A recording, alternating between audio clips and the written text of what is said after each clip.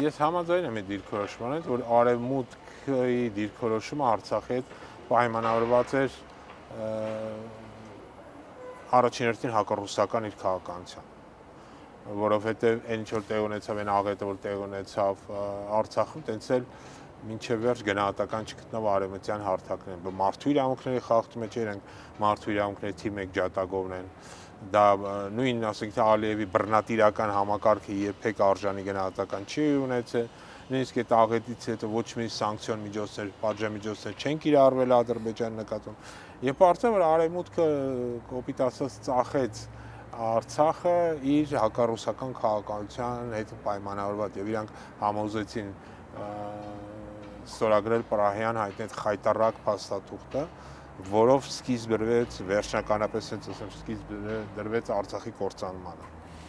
Առանց որևէ երաշխիքների դա ստորագրվեց, եկեք հիշենք, առանց որևէ բանի։ Հետևաբար